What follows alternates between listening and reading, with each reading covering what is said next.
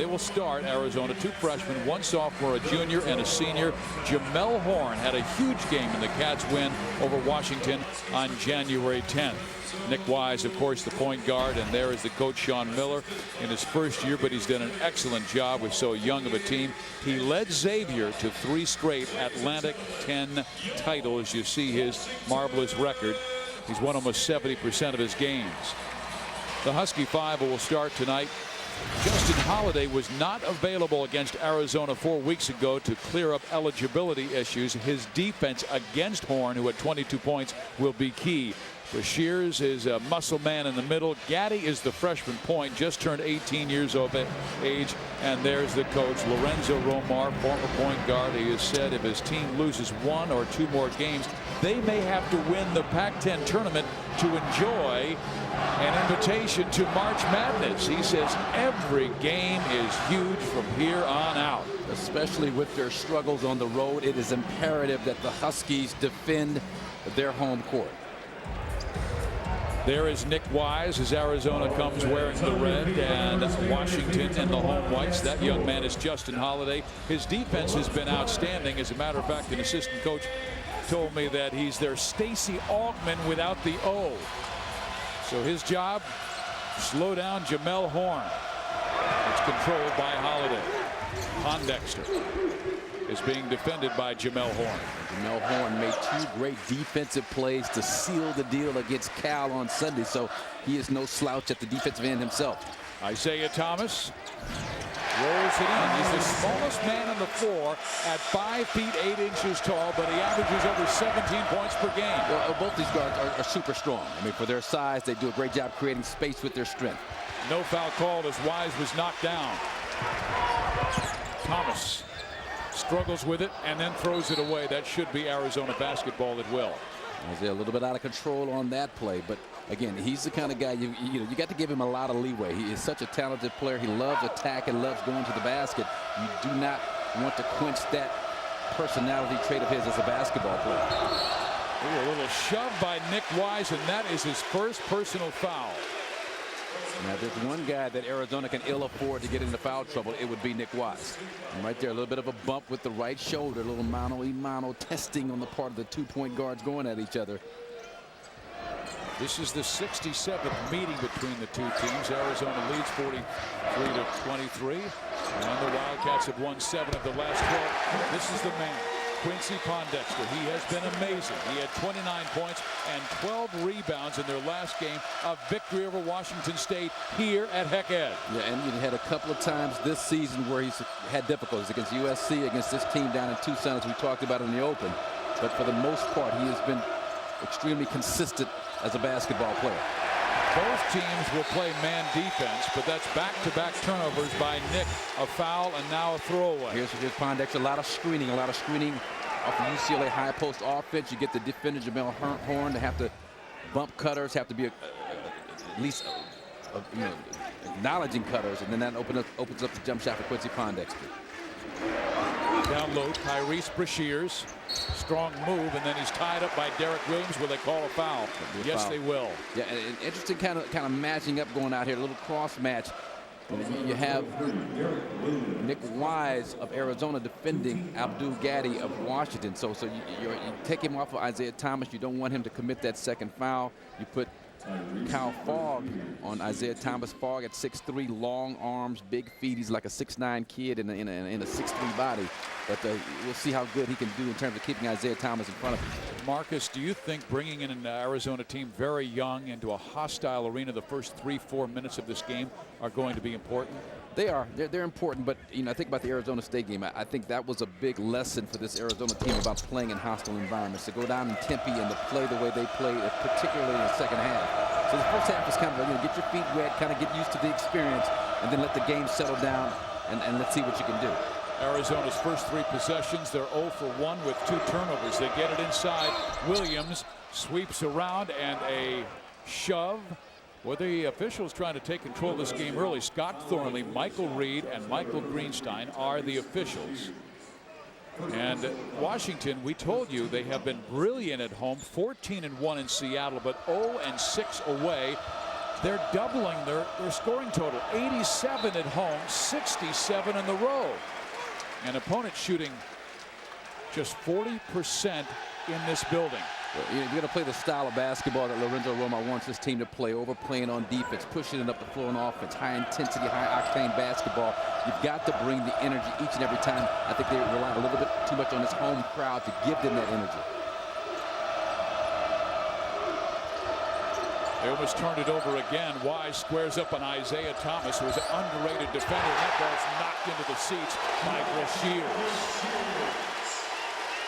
Bigs for Washington are going to be key in this game. That's a nice job. Help side defense by Tyrese Brashears, young man out of Los Angeles, California Price Academy High School. But if these two bigs between Brashears and Matthew Bryant Amaning can give them a double-double close to it, they're in good shape. Combined, I'm talking, not individually, combined. Kyle Fogg and the baseline drive, knocked away by Brashears, and now we'll get that kid's confidence. It's a block party. It's a Brashears block party. Again, great job on the weak side help, and I love the timing. You wait for the shooter to get off his feet first, and then he can't change his mind. He's got to get that shot off some kind of way. They tried to go to Williams. A foul will be called. There is Justin Holiday, who did a great job defending Landry Fields, one of the top scorers in the league, a couple of weeks ago when they blew out Stanford. Then he defended Patrick Christopher so well, and they blew out Cal. Yeah, and he's done a nice job rebounding the ball up late. A couple of 10-plus rebound games for Justin Holiday. His stroke looks so much better on his free throws and jump shots. We're talking about improved strokes. I mean, this young man, for the season, Derek Williams shooting 71%. For Pac-10 games, that goes up to 81%. So that really tells me just how much more focused he has been since the Pac-10 season has started. He has to be good from the line because he's there so often. He averages 8 free throw attempts per game. And Sean Miller had taken him out a couple of games down the stretch. Arizona State, I think, being one of them. Where you take him out because you're concerned about him getting fouled in those situations, but no more. Is that the second foul on Derek Williams? Oh, man, they're calling it on Jamel Horn, excuse me. Yeah, Jamel Horn out. Jamel Horn's first. Jamel Horn, Quincy Pondexter. A bit of a battle between the two. The senior, there's the arm bar, but just too much rooting out, too much aggressiveness on the part of the backside defender, Jamel Horn. Horn, again, he can make the defensive plays. He's an improved jump shooter, but his main thing is defense. Good defense that time by Williams. Gaddy inside beautifully, and Pondexter misses the dunk, but will go to the line for 2 shots. See, that's some of the spectacular passing ability, the quickness, especially the explosion on the first step by Abdul Gaddy that we heard so much about as a high school player out of Tacoma Bellarmine High School. He is a young man that first gave a verbal to Arizona. Then when, of course, the Wildcats lost Lute Olson, he changed his mind and is now starting in one of the top freshman point guards in the nation. He has not had the kind of season he hoped to have, but remember, he just turned 18 2 weeks ago. And that's a big thing to remember, that he's still a young player, even though against Arizona and Tucson, the crowd got on him every time he touched the ball. Abdul Gaddy, he wound up having his best game as a collegiate player, 13 points on 5 or 7 from the field. So Derek Williams commits his second foul. He must leave the game, and they've got Kirill Nadyatsko in, and that's another turnover by Arizona. Well, just some misreads. Wildcats having a tough time getting in sync offensively here early. Isaiah Thomas knocked out of bounds by Kyle Fogg. We talked about the length of Kyle Fogg, who has done a tremendous job scoring the basketball. He had 19 points against the Huskies down in Tucson, but that's a tough matchup. You got Isaiah Thomas with a guy who's about 5 inches taller, who's got tremendous foot speed. Matthew Brian Amaning comes into the ball game for Brashears. And Momo Jones also comes in for Nick Wise, who's had a slow start. That's an interesting move by Sean Miller. That's a point guard, former point guard as coach move by Sean Miller. Take Nick Wise out, have your assistants talk to him, you talk to him, settle him down a little bit, and then stick him right back in there. Matthew Brian Amaning. And it was knocked away from Quincy Pondexter. But how about this? Arizona has only 2 points in the first 3 minutes of this game. And Williams, their second leading scorer, and Wise, their top scorer, are on the sideline. Isaiah Thomas badly misses the 3. Kyle Fogg pulls the rebound down. Isley dribbles himself out of trouble instead of trying to attack with 3 defenders back for the Huskies. Momo Jones, the freshman out of Harlem, New York, he's got to run the team along with this kid here. Kevin Parham can also put it on the floor. And that is a held ball situation. Possession arrow will keep it with Arizona. Quincy Pondexter came in averaging 20.3 points per game and 8 rebounds and a force, but he knows he needs to raise up. It was the last 11 games last year of the regular season with Pondexter, along with John Brockman and Justin Denton, were the 3 best players in the team. He's continually teased us with his potential. The last couple of years, he's finishing strong, doing things that everybody expected him to do. There's Momo Jones. I like him. Yeah, Momo's got a strong body. Rutgers star in the summertime. He's got all the tricks, all the street ball kind of attitude and bravura of a New York City ball player. Pondexter misses. Punched out to Benoit Overton. Their 6th man off the bench. Misses the shot. Fogg rebounds. Pyle down the middle of the floor. Just throws it towards the bucket because he knew he would be fouled. And Overton says he slammed right into me. Defense, a block party early. And Brashear's leading the way for the Huskies, who lead Arizona by 2. Washington has a 2-point lead on the Arizona Wildcats. They have a new coach in Sean Miller. He led Xavier to 3 straight A-10 regular season titles. He was a child prodigy in Pittsburgh. His father was a Pennsylvania high school basketball great coach, and he went to Pitt, was a star there as a point guard, and then immediately moved into the coaching ranks. Was an assistant for so many years, became head coach at Xavier, and he led X to 3 straight A-10 regular season titles. And certainly Lute Olson was so great at Arizona for so many years. And Sean Miller, we asked him today how you build a program. He said, number 1, you recruit, then you build a daily culture of working hard, strength and conditioning, true system that carries over from season to season. Matt Muehlbach, who was a great star, played for Lute Olson, said there's a lot of similarities between Coach Olson and Coach Miller in their attention to detail. Yeah, there are. All you got to do is watch them practice like we've done the last couple of days, Steve, and you see the energy, the intensity, and the assistants. His brother Archie Miller, Emmanuel Book Richardson, James Whitford. They do a great job getting into these guys and squeezing every ounce of intensity and effort out of these players for every single moment they're on the practice floor. It is a beautiful thing to behold. And they have played very well. They've won their last 4 games. They're tied with Cal for first place in the Pac-10. A 1-game lead on Arizona State and UCLA. Pondexter almost walked. Instead, Holiday with the jumper. And Quincy with the offensive rebound. Here's another matchup. Going to be fun to watch. Gaddy bears the team.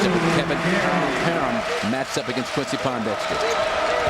Abdul Gaddy's breakout game, they say, this year came at Arizona. He was 5 for 7 from the floor and a career-high 13 points. And that Overton Momo Jones hookup will be fun to watch also. 2 very intense players going at each other. Offensive foul on Kevin Parham, the freshman from the Bronx, New York. And again, it's going to take some adjustment. Again, you saw it against Arizona State when these 2 teams met down in Tempe. It's just kind of a feeling out process. But Kevin Parham was huge in that game, had the hard foul on Ty Abbott. That got him his 4th and 5th fouls with the technical foul card on him. Remember, he knows how to play. Nick Wise is back in. There's the floater by Abdul Gaddy that misses. Rebounding is Parham. Jones and Wise in the backcourt. And Parham with the pull-up. Makes the shot. I'm not sure if Coach Miller wanted to take that with nobody there to rebound. Well, knocked it down. and he's shooting 32% from the field. But you look at the form on his shot and the aggressiveness in which he takes them. He believes he can make them. Matthew Brian Ammoning misses. So they've got 2 bigs in there between Solomon Hill with the ball and Parham. 6'6", 6'7". Both guys can advance the ball up the floor. Yeah, a lot of bigs will grab it and then go outlet. They've got Solomon Hill taking it and bringing it down the court. They grab and go, and this is a big that can stick the open jump shot even though he misses it on that play. Kirill Navyatsko. Now it's Suggs with the offense for Washington. Wildcats trailing by 1. Pondexter spinning on Parham. Count! the basket, a chance for three. Beautiful move by the senior. That's a pro move. That's individual workouts, a hot, sweaty gym in the summertime, working countless hours. Your dad, Roscoe, providing the defensive resistance behind you with a big pad in his arm, and you're just going around him time and time again, finishing off the play on the other side. Thanks, Dad. That's hard work right there. That's the benefit of hard work by Quincy Pondexter. Well, you talked about his dad, Roscoe, played for Lute Olson at Long Beach State, and then later for the Boston Celtics, and his uncle Cliff was a star at Long Beach State. A lane violation will give Quincy another shot at a three-point play. And Pondexter, a marvelous foul shooter at 84% this year. Just having a terrific all-around season. Over 20 points a game, 8 rebounds, 55% from the field. You mentioned 84% from the free throw line that he's knocking down. I think if Washington wins the Pac-10 championship, Quincy will be named MVP. And I think if Arizona wins the Pac-10 conference championship, Nick Wise will be named most outstanding player. Hill with the catch, bumped by Matthew Amening. Boy, they're being physical down in that block. Well, Solomon Hill has got the body to battle. I mean, he's a guy, young freshman out of Fairfax High School in Los Angeles. 6'6", 230 pounds, and that's after dropping about 20-25 pounds. Not since high school, since after the basketball season, his senior season of basketball. It was like just that long prom weekend. Just a real long prom weekend. He put on 25 pounds after the season ended.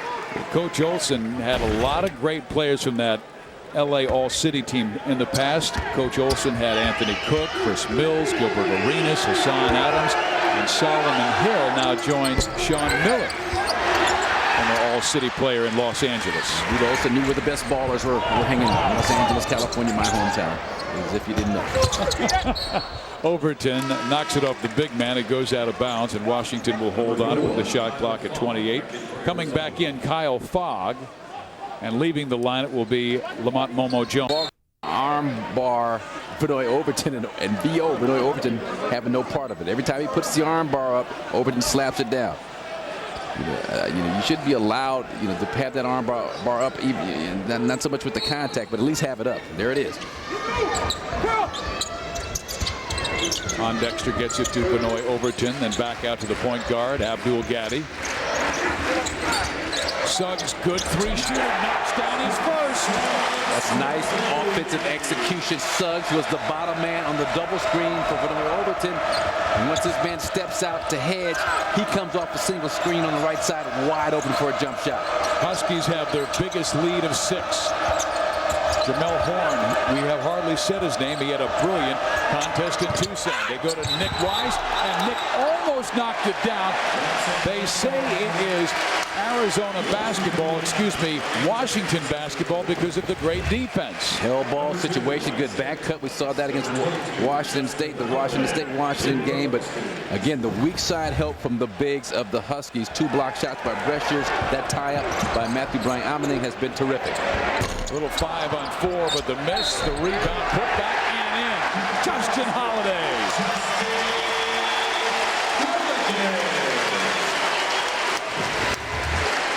Justin Holiday sneaking around that Yatsko for the offensive putback. He's that kind of a player. Justin Holiday, older brother of Drew Holiday, former UCLA player, now playing with the Philadelphia 76ers. Terrific defensive player, but he's playing a much more well-rounded game. Not in a major way, not big-time points, but knocking down his free throws. Again, the form and the jumper looks great. The defense has always been solid. Momo Jones back in with Nick Wise on the sideline being looked at by the trainer. Yatsko blocked. But funneling it back up and in was Solomon Hill on a big offensive rebound. Arizona needs Solomon Hill to be the Solomon Hill he was earlier in the season. A steal by Kyle Fogg. And laying it up and in, Momo Jones with the left hand. A nice defensive sequence on the part of Arizona. The offensive rebound by Solomon Hill, the possession before that steal, Momo on the finish.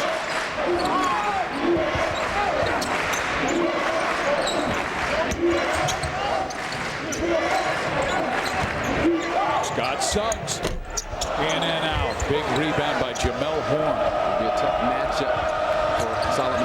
size 6'6", 230. Much more difficult to negotiate and navigate screens when you're that big. Nice move. They get it to Fogg in the corner, and he nails the three. That's 7 straight points by Arizona. Self-made player Kyle Fogg out of Brea Olinda in Southern California. He scored 19 the first time these two teams met by spot-up jump shooting. Thomas turns it over. Kyle Fogg, he's just a sophomore from Brea Olinda, California. Marcus talked about him. He's a good three shooter and nails one from the corner. Good times at Washington. They've got a fine basketball team, and one of the guys who started the comeback is in the house. That's Todd McCullough, the 7-footer. 1995 through 1999, he was a load in the middle, taking that ball and scoring off the glass. So many turnaround jump shots. And then, of course, they were able to get to Lorenzo Romar, and he brought great success here. As we take a look at our Pac-10 headlines this week, the great story is Arizona and California tied for first place at the halfway point, but it's crazy because just 2 games separate first and 9th place in the conference. Cal and Arizona are tied. The man of the week, Nick Wise, averaged 22, 50% from the floor, and he had a great game in that huge win over California last Sunday. Well, Derek Williams back in the game now, playing with 2 fouls. Nick Wise, meantime, 0 for 3. Another star, Isaiah Thomas, 1 for 4. Washington, Benoit Overton going to extend the pressure on Momo Jones, and anytime there's a screen guard to guard, they're going to switch between Overton and Justin Holiday. That's an offensive foul. He shoved off with his left arm. Second foul on Jamel Horn. That's Justin Holiday taking the hit from Jamel Horn. Terrific job. Again, the Husky bigs on the interior, any kind of penetration, they're stepping right in the path of the dribbler. And staying under control, not committing fouls, going for block shots, but taking the offensive charge, getting another possession for their basketball team. That is already the 8th team foul on Arizona. They have 2 fouls by Kevin Parham, 2 by Derek Williams, now 2 on Jamel Horn. And Williams has 2 free throws, and that's it. He has not even taken a shot from the field, and his teammate Nick Wise has been on the sideline twice and is 0 for 3, excuse me. Sean Miller taking some time as the officials want to take a look at Horn's bump here. Yeah, I'm not sure what they're looking at. Definitely on Jamel Horn, but that's, I think, of the 8 fouls, I think 4 of those, I remember Nick Wise kind of getting that push off early on. 4 have been offensive fouls. No, they called it on the wrong player, but it was on Jamel Horn. Again, the 8th team foul for the Wildcats. So Jamel Horn, who had that tremendous game in Tucson, has been shut down by Justin Holiday early, and now he has a little bit of a steamed look on his face. Suggs down low for Shears. That's smart offense. You got 2 fouls on Derek Williams. You keep feeding his guy a little duck move action. Brendan Lavender is in the game now, and he accepts a foul from Benoit Overton, who got too close and undercut him. Second Brendan foul Lavender, on Benoit. Little shot fake. Benoit Overton looked to have, I mean, you know, that was close. I mean, I can understand that's kind of a 50-50 call. I can understand the fans' reaction, but it looked like a pretty good block call on the part of the official.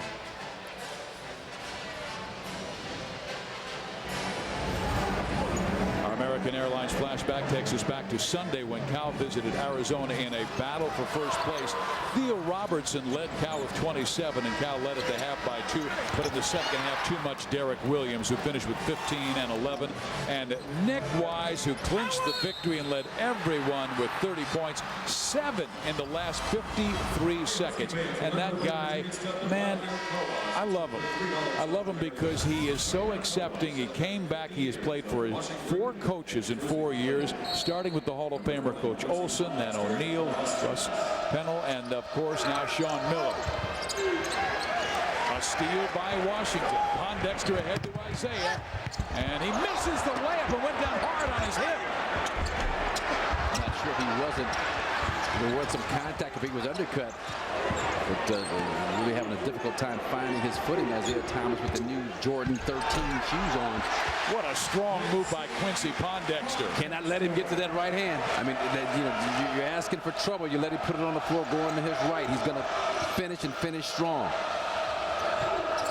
Let him go left. He's more apt to pull up for a little short-range jump shot.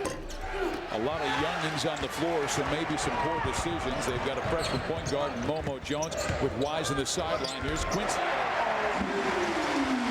He's starting to take Kevin Parham to school. Parham is an exceptional defensive player. He told me he really only got into playing tough defense once he got to college. But that jab jumper by Quincy Pondexter was a thing of beauty. Completely froze the defender Kevin Parham. Wise has gone to the scorer's table, and now he'll check in. They need his leadership. The senior point guard, Sean Miller, has said so many times that there's no point guard in the nation more important to their team than Nick Wise is to Arizona. And you believe it, watching him play, especially watching him Sunday against the Cal Bears, 30 points for him. But the defense so far of Washington has been exceptional. His three.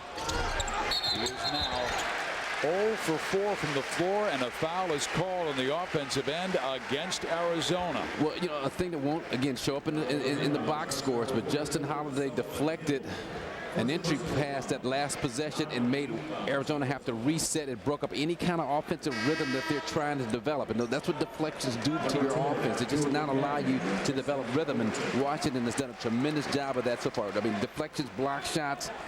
It's all about the reset. Make them reset that offense. Start again. Start anew. Isaiah Thomas going to the foul line.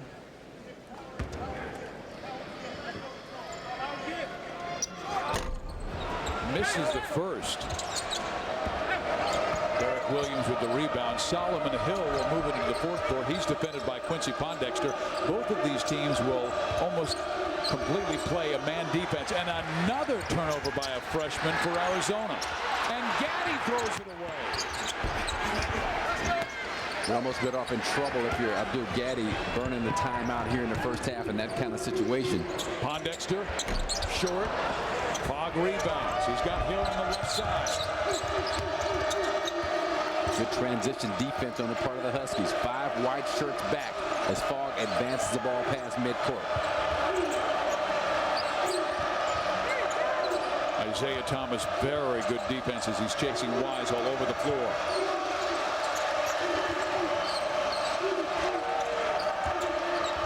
Williams had the good move and then cannot get it to fall. He stumbled with the basketball as he went down the left lane. Here's Isaiah Thomas. We've seen Isaiah Thomas, when called upon, really get into playing tough defense, and doing a nice job here, working his way through screens and just shadowing Nick Wise all over the floor, contesting shots. You and I were very surprised when Lorenzo Romar put 5'8" Isaiah Thomas on 6'5" Jeremy Green, and he shut him down. Great job. That's when, in my mind at least, Isaiah Thomas became a defensive basketball player. But Lorenzo Romar has told us that when he is presented that defensive challenge, Isaiah steps up to the plate.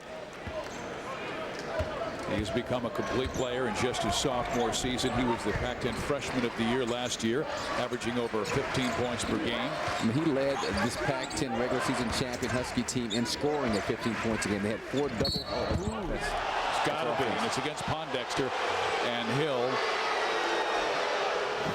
That's an aggressive shoulder right. Boom. Ooh, wow. A shoulder, a little bit of an elbow up toward the head of Solomon Hill.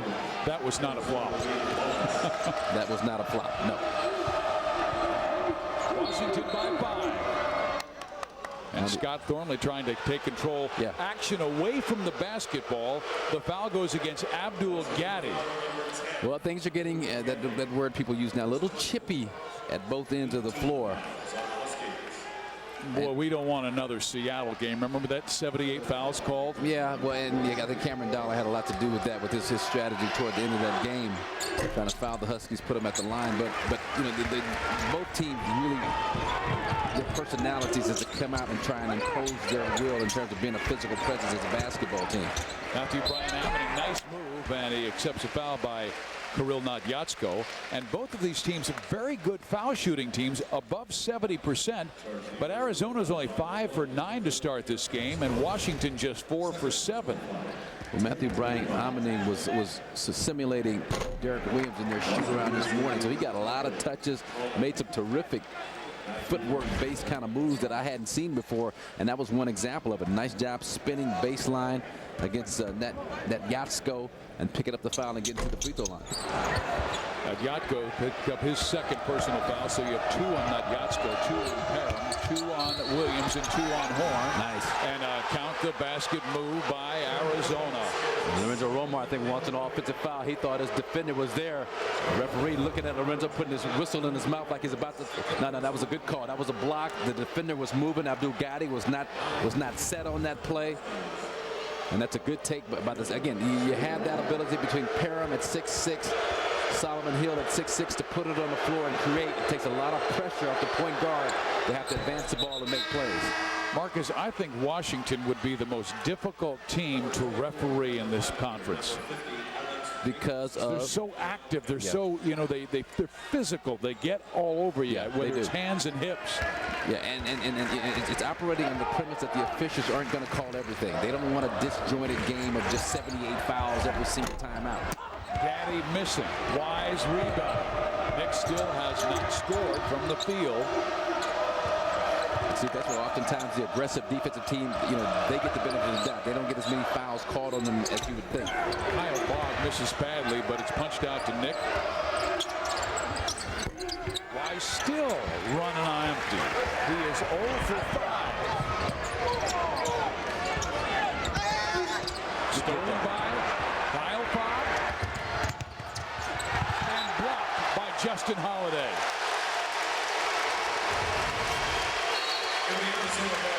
Once again, terrific coverage on the part of the Huskies. Justin Holiday, I want to be a part of this block party too.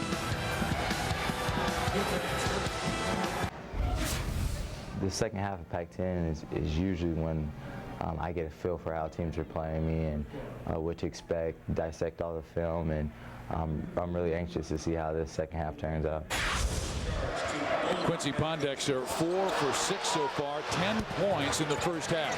He's got that mid-range game working. He's so difficult. Nice job on the inside, taking the smaller Kevin Perham to the basket, and then little deep move going baseline. Once again, the mid-range jump shot. And again, that's just countless hours of work that he's put in. He's improved every single year that he has been at Washington. 20.3 as a senior. Of course, last year as a junior, they had Mr. Brockman and Mr. Dentman, and they were huge leaders for their Pac-10 success when they won 26 games, and the first outright title for that man and Washington since 1953. I'll tell you how both coaches into this thing. Both assess double technical fouls by the officials. Lorenzo Romar, Sean Miller going at it.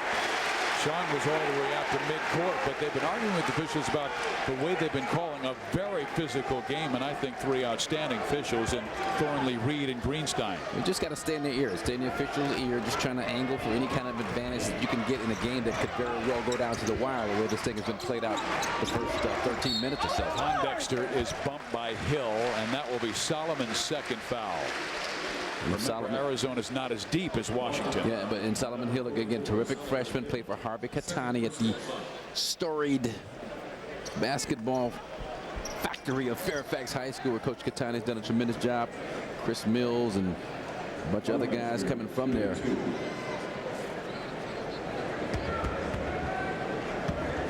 Moving up, trying to catch James Edwards. He would need 31 to tie James, but a 2-point game. Kevin Perham is coming back in with Derek Williams and Jamel Horn. All 3 playing with 2 fouls. Washington a miserable 4 for 10 from the free throw line. They shoot 71% for the season. Pondexter makes the second to make it a 3-point game. The ball hawking pressure of Benoit Overton on Nick Wise. They've kind of tag team Nick Wise in this game. He's had a lot of different looks defensively going against him.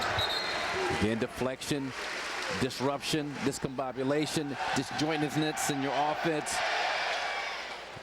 Right now, the body language of these young players of Arizona looked a little perplexed about what's going on out here. I don't think either offense has the rhythm. Yeah, and that being said, I mean, it's a 22-19 game, so it's not like Washington has just been on fire. It's been mainly, I think, Quincy Pondexter that has carried them. Yeah, we thought there might be 160 to 170 points combined. The left hand does not go by Derek Williams on a spin move. An out of control, kind of a wild spin move. He's usually a lot more control than that. Vinoy is bumped, and that will be Derek Williams' third foul, and he immediately goes near the bench. Sean Miller will send in Kirill Nadyatsko. Mission accomplished if you're Vinoy Overton. Put his head down, going to his right. He's a lefty that loves to go and finish with his right hand. But the entire team of Washington, the coaching staff, aware that you get this big guy out of the game. That's half the battle. And Sean Miller will lose one of the best freshmen in America. 3 points in the first half and 3 fouls. Not only scoring the basketball at about 16 a game, set that lifts up to about 17.5 points a game in conference season, but a terrific rebounder. Again, a subpar game against Cal, still finished with 15 points, 11 rebounds. Overton makes it a 23-19 game. So Nick Wise has been completely shut down. He's got to step up with Williams on the sideline. And Jamel Horn's done nothing. Well, Nick Wise and Jamel Horn, and these are two guys offensively. Jamel Horn with the 22 points the first time around. Kyle Fogg had 19. Nick had 19. Nadyatsko trying to put a move on his man is fouled by Brashears. Or they are calling it close. Kirill Nadyatsko out of the Ukraine, played his high school ball at the IMG Academy down in Florida, Bradenton, Florida, and he told me that, you know, it's structured almost like a college situation. You wake up, you go to classes, you have these intense basketball practices in the afternoon. Well, he must have learned well because he speaks 4 languages: Ukrainian, Russian, Lithuanian, and English. And you know that, you know, that they play against some of the top competition in the country, not so much in a high school league. So they travel a lot. And Dwight Powell is going to Stanford. Was his high school teammate last year at 6'10", 215. So he had a big look at him in the eye every day in practice. That's the third foul on Kirill Nadyatsko. Uh-oh. Sean Miller, he knows he does not have the same kind of depth as Washington. The Huskies can go 10 deep. Arizona not that far, and they're very young. Alex Jacobson, you got to get him out of there and try and save those fouls for the second half between the two of them, Derek Williams and Nadyatsko. Number 50, Alex Jacobson in for the Wildcats. Number 31, Elston Turner in for the Huskies. We've had 25 fouls called already. 1 week ago, when they blew out Seattle, Washington and Seattle experienced 78 fouls called in the game, just 6 shy of the NCAA record. 102 free throws were taken that. We don't want to see that. Horn. Kyle Fogg. Long. Fogg made 1 3, and that was it. Jacobson with the save. Here's Kyle on the layup. No.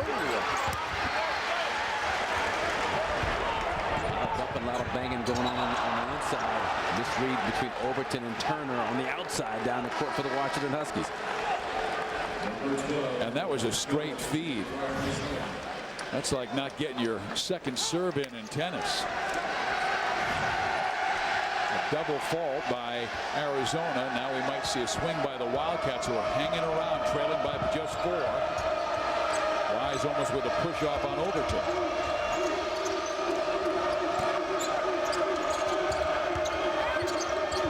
Harrell tried to muscle it up.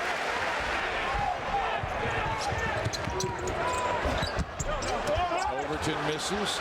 Jamel Horn rebound. Not a good decision. Numbers the other way. Great pass inside. Momo Jones. Bounce pass number through traffic by Nick Wise. Threading the needle, finding Momo Jones out of Harlem, New York. Beautiful find, beautiful use of the body by the freshman to draw the contact right here. I'm looking for contact, and then still the presence of mind to kiss it off the glass for the 3-point play opportunity. And the third foul on Tyrese Brashears. Jones with a nice start, and he's had limited minutes this half. He's been in for 3, out for 3 because of the inconsistency by Nick Wise early in this game. Now with Darnell Gant on the floor, you had Alex Jacobson in there for Arizona. If you want, you could probably scale down a bit, put Solomon Hill back on the floor who could match up with Gant in terms of strength. Scott Suggs missing the 3. There's the tip. That's Pondexter. He's got 12. Give him 13. I beg your pardon. Teaching Kevin Parham all about the rigors of Pac-10 play, especially on the interior. He's really taking the young man to task this evening. Jacobson set a mean pick to get Nick Wise open, but again, the help defense was there.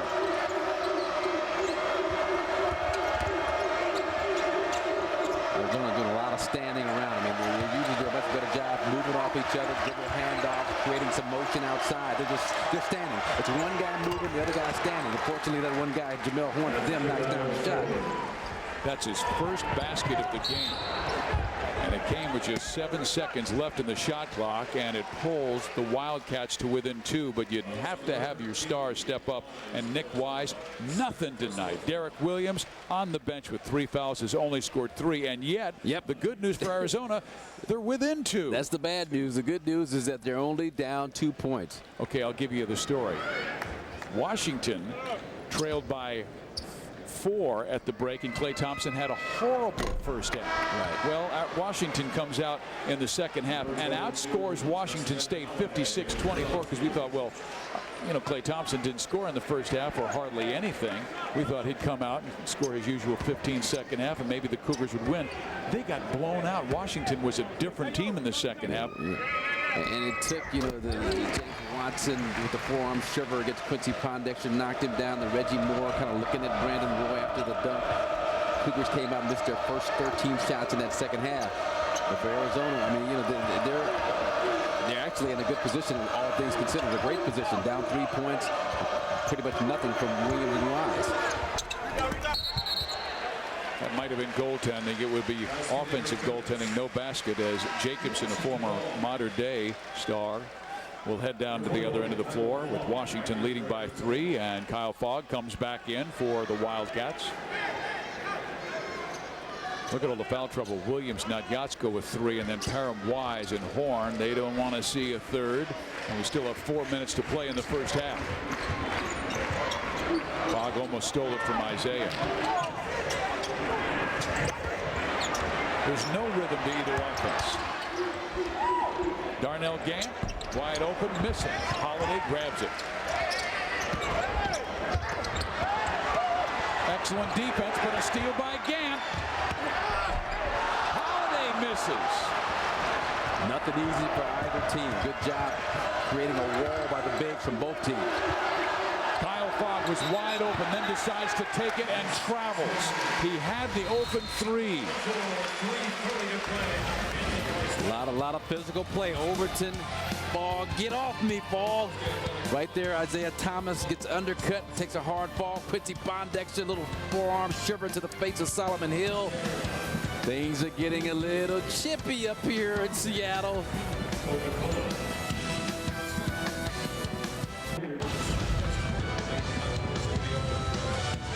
Pac-10 Hoops presented by KFC. We come to you from Bank of America Arena in Seattle, Washington. Big Pac-10 basketball game as the Huskies leading Arizona by 3. Steve Physiak with Marcus Johnson.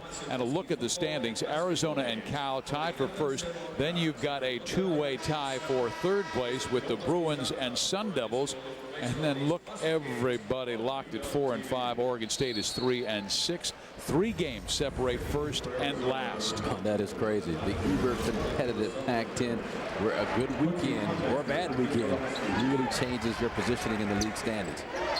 Pondexter has been the one offensive weapon that Washington has. Isaiah Thomas finally scores, but the backcourt of Thomas and Abdul Gaddy, their starting backcourt now just 3 for 9. Meantime, Arizona's starting backcourt just 1 for 11. Wise and Fogg. No Momo Jones back in the game. He's had a good game with 3 for 3. And here's Brendan Lavender, one of their best 3 shooters, but only 21% from 3 range, and he knocks it down. He's almost got a steal. Lavender's been the kid who's been consistently their best shooter in practice. It just not has translated to the game. But now this is an opportunity, and you know, Sean Miller, an outstanding coach, but he's got a chance to scale down a little bit and play quick on quick, because you got Quincy Pondexter as the biggest player on the floor for Washington right now. Alex Jacobson very limited in terms of what he can bring to the table. And Lorenzo Romar told us yesterday if they ever went to a zone, it's when there's small teams on the floor, but right now they're in man. And you can go man because, you know, you get Quincy Pondexter defending Jacobson. That's advantage. Pondexter almost comes up with a steal on that play. Shot clock is down to 10. Solomon Hill drops it off to Momo. Wraps it around beautifully. Some of that Harlem Rucker League flash on the part of Momo Jones. And you see the attitude. He came in averaging 5.2 points per game and has 8 in the first half, and he's made all 4 of his shots. He played well against Cal, and the Wildcats win on Sunday. Made some crucial plays down the stretch. Tough shots in the paint. Here's Jacobson making himself known out there defensively with the block on Isaiah Thomas. Quincy, 1 on 3. Nope. And a foul as Bogg was bumped. It should be Arizona basketball game, with this game tied at 29. That was a fatigue miss for Quincy Pondexter, but right there, Momo, a little show and go. Take off on the left side, float to the right. Nice job with the spin. But in the Rucker League, Momo Jones has played against everyone from Ron Artest to Kareem Reed, former Arkansas player, the Black Widow Alamo, the Bone Collector, somebody I never heard of, but I guess he must be breaking ankles left and right to get that nickname. Our Acura halftime report is coming your way soon. We'll have a look at the first half highlights and stats, and of course check around the Pac-10 conference because some big games this weekend. Cal is at USC and UCLA. That's huge. Yep. Arizona State is at Washington State. Then they're coming here. Wildcats with the lead, 31-29 on a 7-0 run. Isaiah Thomas picked up by Quincy Pondexter, who has 15 of his team's 31 points. But again, Alex Jacobson just could not stay in front that time defensively. Brendan Lavender, second 3. And he told me last week, you know, he's just going to keep putting it up. His coaches have been encouraging him to take his open shots when they are there. And that's a guy who is shooting 28% from the three-point line in Brendan Lavender. And Marcus, this is a guy who only had 17 points his last 13 games. Yeah, you know, he struggled. It has been a nightmarish kind of a season for him. He has shot the ball better than anybody on this Arizona team. They chart the three-point shots in practice. He grades out higher than anybody on this Arizona team, and the coaches are staying with him, and it may pay dividends for him this evening. It has on those last 2 jump shots.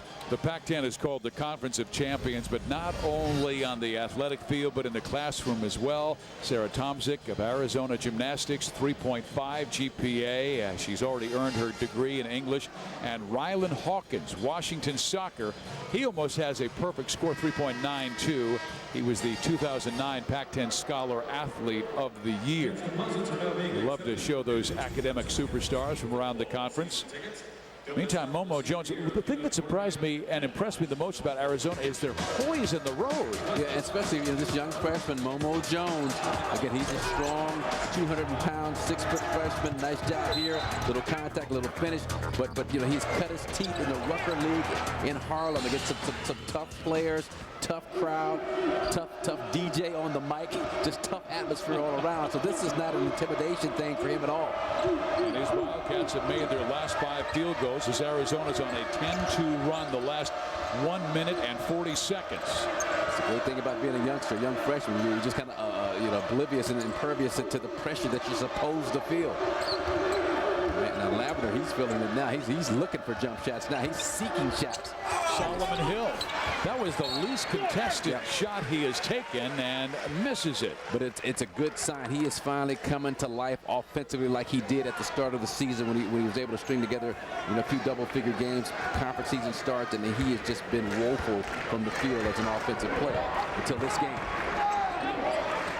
He's got his hands full trying to defend Quincy Pondexter here down the stretch at the end of the first half. Somebody left Darnell Gann open, and he'll miss. Nice save by Jacobson. Wise out to Lavender. He's got it like that. He's got it like that. It's amazing what getting a shot that goes through the net can do for your confidence. Well, Sean Miller has told us many times he is our best shooter. Here's the zone. He's only shooting 28% from 3, and here's the zone by Arizona. A team that plays like 98% man-to-man. Here's a little bit of zone to close out the half.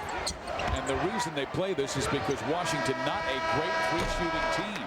So they mix it up.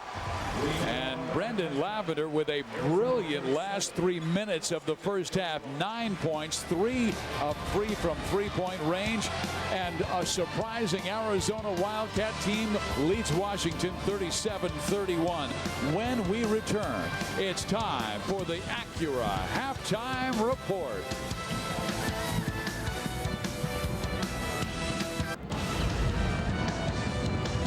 Welcome back to the Acura Halftime Report. We come to you from Seattle, Washington, where the Huskies are just 14-1 at home this year, but they're trailing the Arizona Wildcats 37-31. Steve Physiak along with Marcus Johnson. This is one of the most physical games we've seen this year. Derek Williams, Quincy Pondexter trying to get the ball low. They're getting smacked around and shoved around, and it's even tough to broadcast when you're thrown off balance. Just waiting inside here, I felt a little tap, little love tap. What's up with love taps, man? You go get physical, get physical.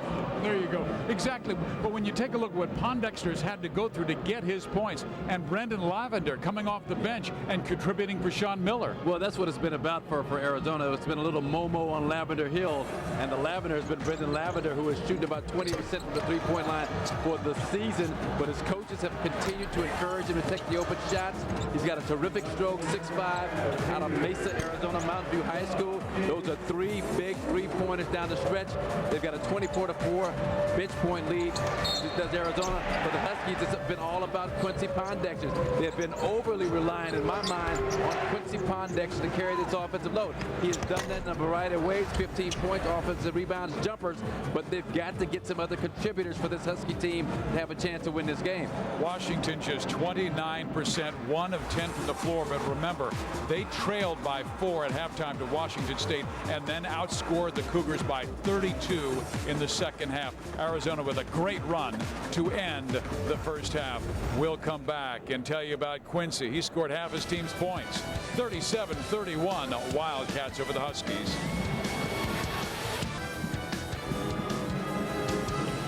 You're looking at the University of Washington Hall of Fame, and the Huskies trailing by 6, 37-31. Lavender off the bench with 9 points. Remember, he had only scored 17 his previous 13 games. Pondexter, amazing, 6 of 9 from the floor. But for Arizona, Wise, Williams, and Horn average 42 points per game this year. They only have 5 points, and yet their team leads by 6. Well, it's been the bench scoring for Arizona. A little Momo on Lavender Hill. You know, Momo Jones has done a nice job coming into the game and doing what he does, going hard to the basket. He's got 8 points. Brendan Lavender, we talked about, 9 points. Solomon Hill, 6 points, 2 assists. So the bench is giving him a great boost with the front line guys really struggling because of foul trouble and the defense of Washington. Arizona coming out with Horn, Fogg, Williams, Wise, and Parham, and immediately, much like the start of the ball game, Arizona turns it over. Jamel Horn, I mean, again, trying to do a little too much. He came off of a little bit of a looping kind of a screen that's designed to get him an open jump shot, try to take it into traffic, force a travel violation. That's a blocking foul and a chance for a three-point play by Tyrese Brashears. Got the fourth on Derek Williams. If it's on Williams, I did not see the official come to the sideline say who the foul was against. It is against Derek Williams. Oh my goodness, Williams has only taken 1 shot in this game. Derek Williams has only played 6 minutes in the ball game and now must sit for a long time. Hey, you're talking a real long time. Smart play by Brashears to take it right at him, and Tyrese completes a three-point play. Well, and that's part of the coaching staff design also. They did a nice job to continue to go after Derek Williams when he got back on the floor with that second foul. And so Tyrese Brashears was instructed, hey, go strong, go to the hole, put your head down, create some contact. But I'm sure the coaching staff of Arizona told young Mr. Williams that if Brashears has the easy basket, let him have it, because it's more important to have you on the floor than you on the sideline, and we'll give him the 2 points. Instead, they get the 3 and the 4th foul. Here's Nick Wise in the drive, and it's knocked away by Holiday. We know how our young people like to do everything we tell them to do, don't we? Oh, yeah. The steal by Wise. Could this be his first field goal? Yes. And down is Justin Holiday, and he is slow in getting up. Now Mike Reed, the official, checking with Justin Holiday. Yeah, he took a hard fall. Banged that elbow on the floor. Just kind of a slip out here, right there, bam. I mean, that's a hard foul, and Nick Wise just kind of in the right place at the right time. Not a good pass, not good execution on the part of the Huskies. Abdul Gaddy getting the start along with Benoit Overton, Quincy Pondexter, Tyrese Brashears, and Justin Holiday. They need some fire. Talked about the laid-back Huskies. Hey, Isaiah Thomas not starting the second half. There's one guy that's not laid back. That's Benoit Overton. And Pondexter will be at the free throw line for points 16 and 17, the way he shoots free throws. And that's what 3 on Jamel Horn, I believe, at this stage, or is that 4 on Horn? Well, he just told you it was 3 on him. Okay, 3 on Horn. So I mean, again, I think you got to continue if you're Washington to try and get those front line. I mean, I say that with the way Hill and Lavender and Momo Jones played when they were called upon to come in for the front line guys, but still, you got to keep going after Horn, trying to get him on the sidelines. Pondexter makes them both. He has a team-high 17. Every time the guy has that 3rd foul in this kind of situation, he doesn't want to come out there. He's not going to play defense. That's a foul on Benoit Overton, and that is his 3rd. And great job defensively pestering Nick Wise, staying in Cal Fogg's face, crowding Jamel Horn so he has nowhere to go once they chase him off the 3-point line. Are they trying to keep him from the ball screens for Nick? Yeah, doing a good job. I mean, and Overton did not even stop, even though he has 3 fouls. He was very physical on that exchange with Nick Wise. Overton has got the great foot speed, so Nick is trying to beat him off the dribble, and just going to be difficult for him to do. How long do you keep Isaiah Thomas on the bench? Well, I mean, it depends on what went on at halftime. Brashears with the slam. Nice job on the curl move. Once the big. Now Yatsko has the help on the curl. It leaves Brashears wide open, and make no question about how you finish it. You throw that thing down. Timeout. Sean Miller wants to talk it over. Now one good sign, Isaiah Thomas the first to meet his team on the outside, but a great job executing. Nice pass, Justin Holiday, and that's the way you finish, big guy. You jump in the cup.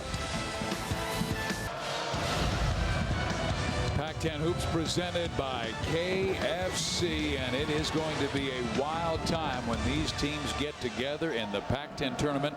Arizona leading Washington during the regular season in a game in Seattle by 1. And here's your opportunity to win 2 tickets, fans, to the 2010 Pacific Life Pac-10 Men's Basketball Tournament on March 10th through the 13th. To enter, go to pac10.org and click on the entry link, and you can really have a great time in LA. LA Live is down there. Great restaurants. Off the hook. The Conga Room, the Fleming Steakhouse. I mean, man, everything you want is down there.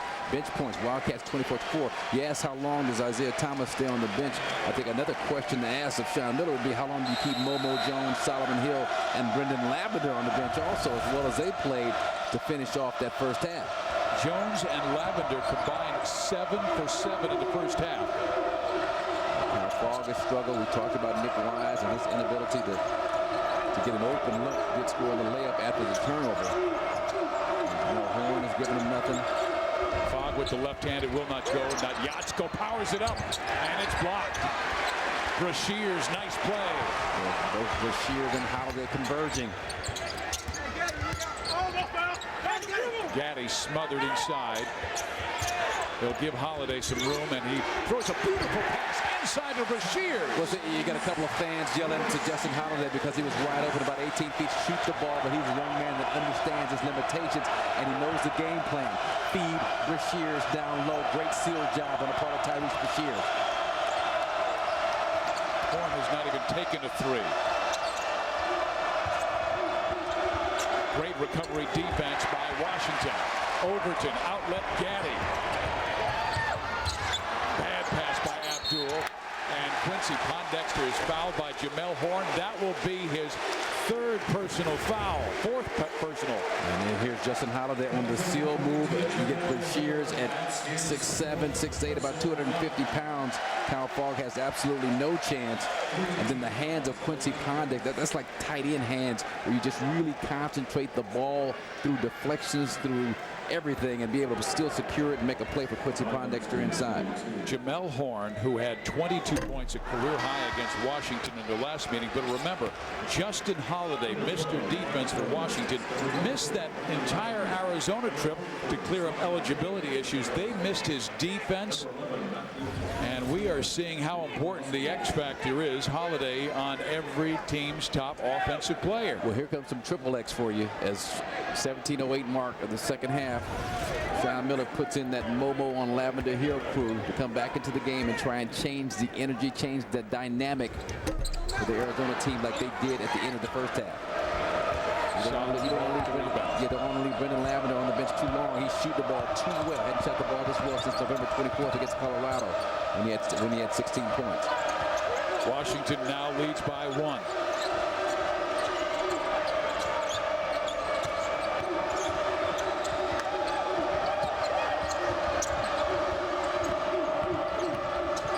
Good help defense by Arizona. Shot clock is down to 6 by Washington, excuse me. Jones has to take a wild one with 4 seconds left in the shot clock. Huskies have upped their defense in the second half. It's just up there, just ratcheted up the intensity overall for this Husky team at both ends of the floor. And Wise pulled it away. It'll be a hell ball situation, giving the basketball to Washington with 21 seconds left on the shot clock. Benoit Overton, one of the top on-ball defenders in the country, doing a great job just shadowing Nick Wise. Overplay, denial, hand in the passing lane. Complete awareness, not allowing Wise to touch the basketball. Overton now on the offensive end, knocks down a 3, and Washington has opened up a 4-point lead. Look familiar to you? Looks like Washington State last week. Look familiar? It's all about energy, and just their defensive awareness in the second half has been totally different than the way they played in the first half. And I would suspect that that's probably a big reason why. Now, I thought Isaiah Thomas, I didn't particularly see anything wrong with his defensive effort, but obviously Lorenzo Romar would beg to differ as he's kept him on the bench at least first 4 minutes of this half. Nick Wise missing the 3. He's now 1 for 8. Holiday, meantime, picked up that last foul. It was his third. Gaddy, the floater misses. Jones wants it. Nice job. Nice collapsing, cut off the hole that was there for Momo Jones. Brendan Lavender, a beautiful move as he split the defense. He has 11. Now, CY's teams won a couple of state championships at Mountain View High School down in Mesa. Nice job, nice find in transition. First time that it has hurt Arizona.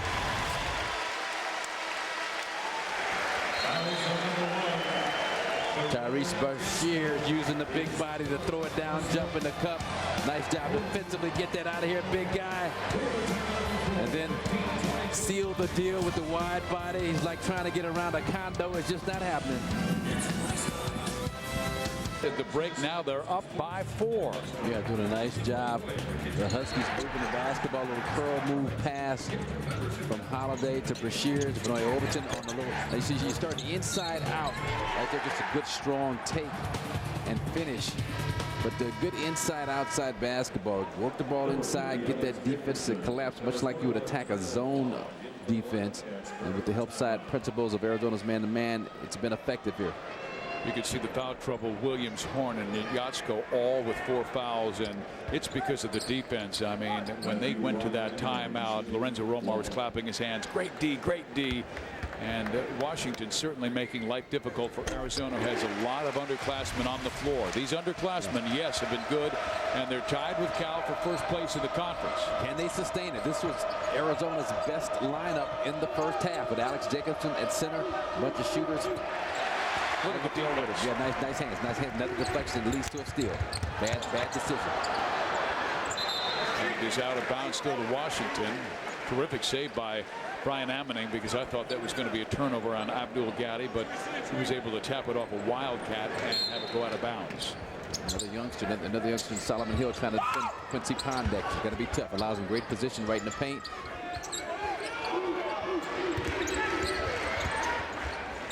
Back to Quincy. He hits. That's a tough play. Solomon Hill followed Abdul Gaddy on his hedge way too far. Big point in the game right now. It's beginning to get away from Arizona.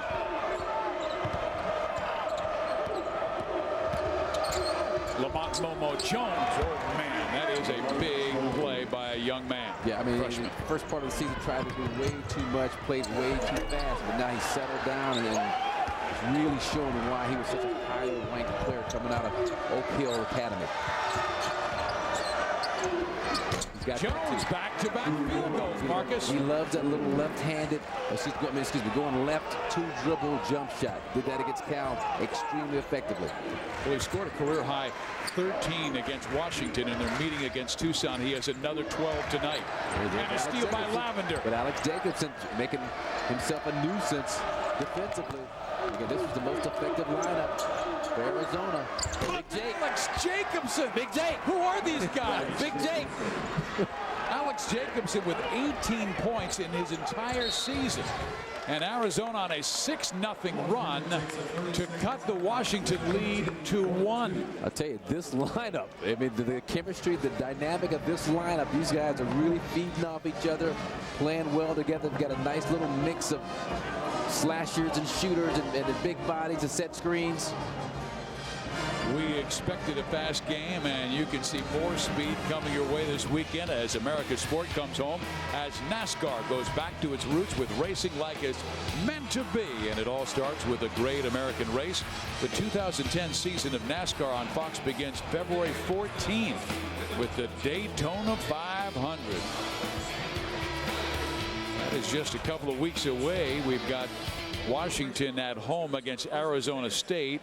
And the Sun Devils are tonight against Washington State, and they're tied with UCLA as Arizona State for second place, just one game back of co-leaders Cal and Arizona. Arizona State, Derek Glasser injured himself in practice. He's really some questions as to whether he's going to be able to play on this trip. Jamel McMillan, on the other hand, is healthy now, so he gets back in the lineup. So that will help the Sun Devils. But right now, Huskies need to generate some offense. Will it go through Pondexter? Being defended by Kevin Parham. Nice rebound, Alex Jacobson. They're getting quality minutes from everybody. He's giving them some terrific production in the limited role that they require him to perform. The pull-up, nice job defensively. Brian Ammoning all over that shot by Momo Jones. Now Isaiah Thomas back on the floor, and what does he do? Man, he is just playing unlike I've ever seen him play before. This is the worst game I've seen Isaiah Thomas play.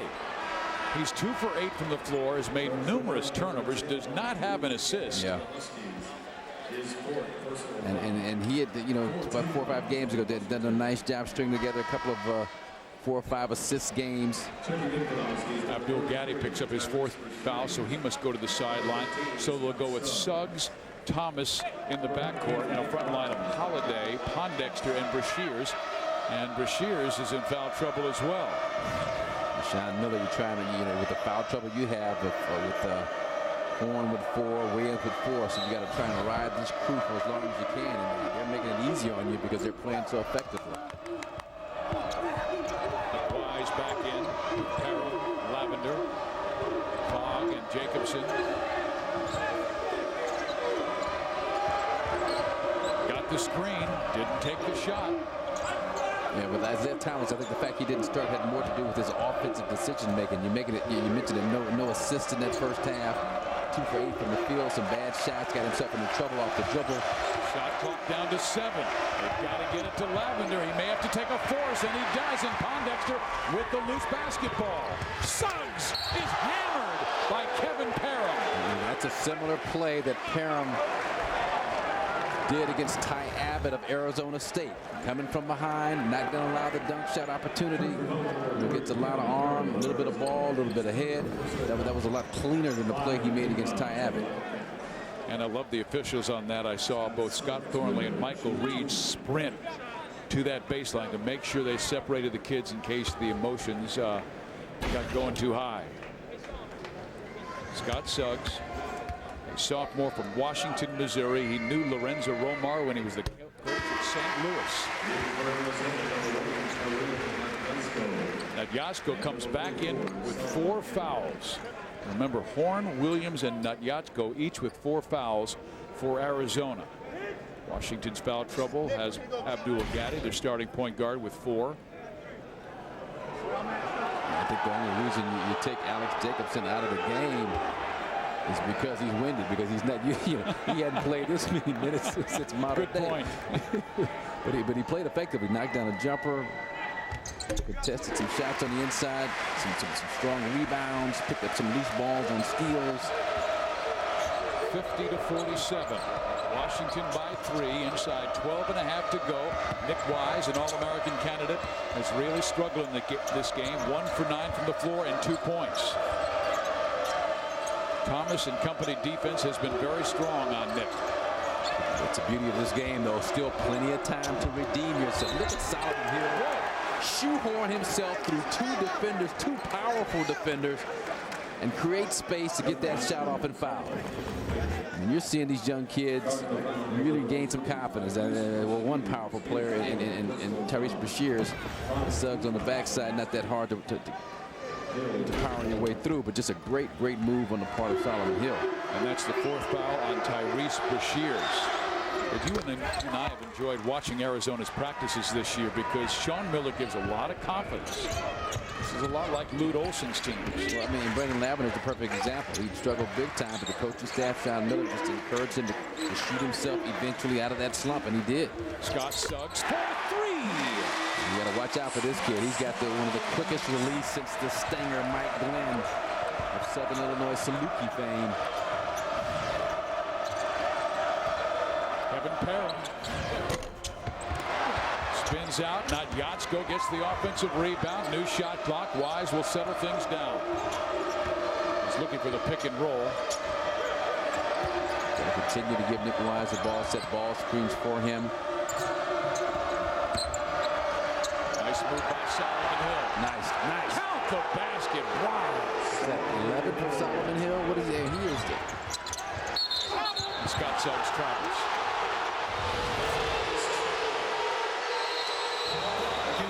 Talk about the footwork on the inside of Derek Williams. This young freshman, Solomon Hill, out of Fairfax, making his coach Harvey Katani smile as Washington still has a 1-point lead.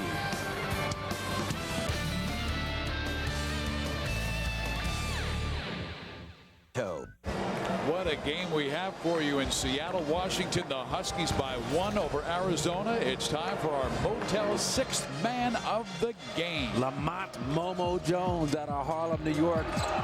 The powerfully built 6-foot, 200-pound Momo Jones has done a great job creating space for himself, slashing to the basket, little mid-range game, 2 dribble jumpers, and he's really started to feel the flow of this college basketball game. Motel 6, proud sponsor of the Pac-10 Conference, will leave the light on for you. And there is Lamont Jones coming back out of the floor, 6 of 8 from the floor. And we told you he had his season high against these Huskies 4 weeks ago. Where would they be without Jones? 6 for 8, Lavender 4 for 4, Solomon Hill 4 for 6, because their 2 stars, Wise and Williams, are 1 for 10 combined. Derek Williams gets thrown back into the fray with 4 fouls for the freshman out of Lava, California. Will he have enough sense not to commit that 5th foul on a bad play? Wise now 1 for 10 from the floor. Gamble by Sean Miller, but it's kind of a gamble you need to take in this situation. So that's an example of a guy who's handcuffed. Pondexter did a great job on the effort, but Williams offers little to no resistance on the putback inside. 21 for one of the best players in the Pac-10 Conference. Now, to me, if you're going to have Derek Williams on the floor, you've got to use him offensively. He's out 25 feet away from the basket. You need him down there posted up, using that superb footwork. Jones has it stopped. Here goes Pondexter.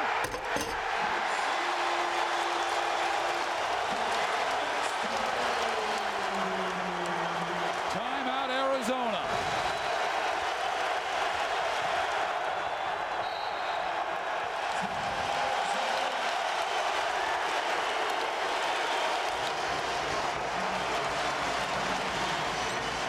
This is one of the most difficult places to play on the West Coast. Bank of America. And as soon as Quincy got the basketball, we knew the roof was going to come off this arena. Momo Jones got caught in a bad way, left his feet without a plan. Quincy Pondexter picks up the deflection, headed the other way, gets the throwdown. It's 2 points, but it's even more than that because now this crowd is so into it. How will Arizona respond, especially the younger players? A 7-0 Washington run gives them a 5-point lead. And Saturday, Pac-10 basketball continues with a huge doubleheader. First, Washington State takes on Arizona State in a women's hoop showdown. Then the men hit the court as the Sun Devils battle Quincy Pondexter, and the Huskies are in action. The action tips off at 3 o'clock Eastern, 12 Pacific. Derek Glasser's coming here. Arizona State's got a big game for the women. They're 5-4. They need a win to make that tournament. That was a great block. Holiday, and that right arm still hurting Justin. Remember when he slipped and fell down? Hurt that elbow, but Matthew Brian Amening does a great job on the weak side. The only thing I don't like, I mean, if you can squat it that hard, you can catch it. If you catch it, you get the possession. You're talking about number 6, Bill Russell? Exactly. Keep that basketball in play. With great timing, great effort on his part. Derek Williams goes out of the game, comes right back in after a minute to play, but he's got to get down in the post. There's a 5th foul on the screen. Sean Miller's not going to like this. Your assistant coaches, you better break out the tether. Wow. Derek Williams completely shut down by Washington's defense and also his foul difficulty. He played about 8 minutes in this ball game. 7 total minutes, excuse me, just 3 points. Assistant coach James Whitford making himself a barrier in between Sean Miller and the official that called that foul, Scott Thornley, on the screen by Derek Williams. And we'll take a look at him. You know, as physical as this game has been, I mean, that's a bad call. I don't like that call at this stage of the game. As physical as this game has been, as much as the officials have allowed both these teams to play. So they're going to have to go with the guys who don't have many minutes this year but have played very well. Guys like Lavender and Jacobson. Now Yatsko. Now it's Jacobson in the game right now. Jamel Horn's done very little, and he needs to step his game up. Pondexter is shoved by Jacobson. A foul. It looked like a pretty good block by Jacobson. I'm not. Well, there's the importance of the ball game for the Washington Huskies. They want to get back to 500, but as Lorenzo Romar said last week, if we lose 1 or 2 more games, we may have to win the Pac-10 tournament to make the NCAA tournament. They've opened up a 6-point lead at the 9.5-minute mark, and Pondexter having another terrific game with 24 points and 8 rebounds. Kevin Parham just picked up his 4th foul.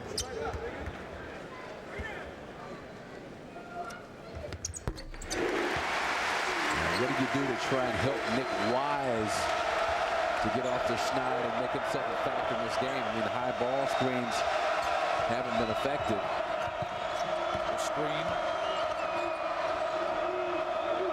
Jamel Horn missing the 3. He's been completely shut down as Jamel Horn goes 1 for 2 in the game. He's only taken 2 shots. He's taken 2 field goal attempts. Derek Williams, before he found out, just 1 field goal attempt. Brian Amening. You had him on the right side. And it's tipped in. Everything going Quincy's way. Quincy Pondexter, he ain't happy. He's my brother. He's in there to clean it up for Brian Amening. He's got 27. Nick Wise. For 3. Okay, so screen and rescreen. Just a nice adjustment on the part of Nick Wise and Alex Dickinson. Got the initial screen, nothing there. Came back off the rescreen, found himself wide open. Thomas to Pondexter. Defended by Hill. There's the help. There's the great pass. Not sure if Momo Jones, look at Sean Miller. He's all on the floor. He wants a timeout. He's about to light into his guy, Solomon Hill. Weak side defensively just was not there. What a game for Quincy Pondexter. Complete game. 27 points, 10 rebounds, and 1 more assist. Well, and that wasn't Hill was the on-ball defender, so you can't blame him. I thought Momo Jones went a little too quickly and was out of position, but there was just too much room in the lane on that cut. I just think they are so concerned about when Quincy gets the ball that every defensive eye is on him. Well, you know, there's a different way to kind of look at the Pac-10. Tim Floyd first came up with it. Mike Montgomery's kind of jumping on this now, but you know, road wins you get +1, home losses you get -1. Now you win at home, you lose on the road, then it equals 0. So with that in mind, let's take a look at the Pac-10 standings, how it would look using this different way of looking at the Pac-10. Arizona, as we speak right now, has a +2, Cal +1, and you got a whole bunch of teams kind of log jammed in there at even at 0. And then Washington, because of some home losses to Oregon struggling, Oregon State struggling down at the bottom. Do you think Arizona has the edge in the second half because 5 of the remaining 7 games, or 5 of their final 7 games are at home at McHale? That's a big advantage, especially the way not only they played against Cal, but that McHale crowd was reminiscent of the 5 or 6 years ago when Lute Olson was there. They were playing so well, making the tournament every year. Well, they make the tournament anyway, 25 straight years, but challenging for Pac-10 championships the way they were. Arizona, you're right, has played 25 consecutive NCAA tournaments, the longest active streak, and second all-time to North Carolina, which played 27 straight from 75 to 2001. Important offensive possession for Arizona. Need to execute a staggered double for Nick Wise. And Nick has it blocked, but a foul called. And one of the best foul shooters in college basketball will head to the line. Wise, a 90% foul shooter. He's made 110 of 122 foul shots this season. Brian Ammoning with the foul. Yeah, good execution on the part of Arizona. A little double stagger. Isaiah Thomas trailed on the play. Nick did the smart thing. He kept coming. He curled. And the even smarter thing, found the body of Matthew Brian Ammoning to get to the free throw line.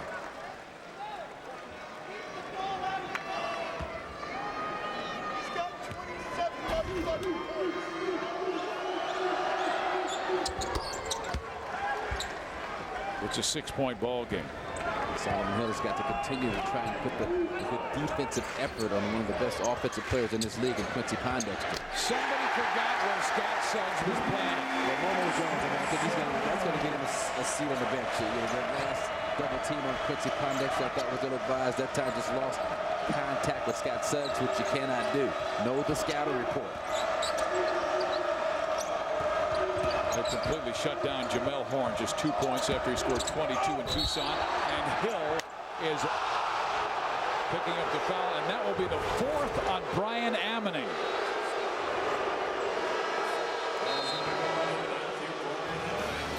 Offensive foul.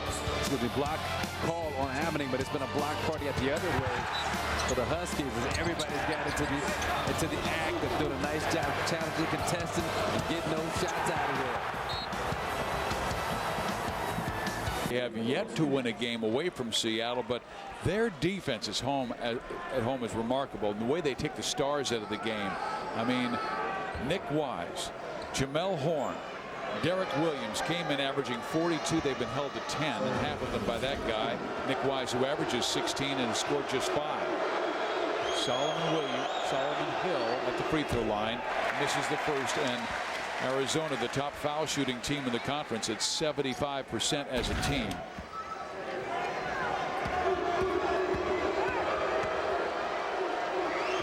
For them, but 12 for 19, 13 for 20 going into that shot. But just a great team defensive effort so far. A lot of basketball left to be played. Pondexter knocked out of bounds, that time by Jamel Horn. Jamel Horn made a similar weak side defensive block against Cal to save a bucket down the stretch. I mean, that's one of the things he does exceptionally well with his leaping ability. Once again, he could have caught the ball. Now they've got 25 seconds, and the timeout will be called by Quincy Pondexter. It's a 30. We have 7 minutes and 20 seconds left, an eternity. But the way that young man is playing with 27 points, 10 rebounds, another double-double by one of the leading candidates for Player of the Year. Saturday, Pac-10 basketball continues with the women first. Washington State takes on Arizona State. Big game for the Sun Devils there. They're 5-4 on the year. Then the men hit the court as the Sun Devils will battle Quincy Pondexter and the Huskies. The action starts at 3 Eastern, 12 Pacific. And here's a look at what's going on the women's side. Stanford running away with it. They've got a 2-game lead on both UCLA and USC, and they are fantastic. But a huge game for Arizona State. Michael Cooper doing his thing at USC for the Trojans. Mickey Caldwell at UCLA, former Pat Summitt assistant at Tennessee. He's a terrific coach of Paul Westhead at Oregon. Scott Suggs with the miss, but Darnell Gant runs it down.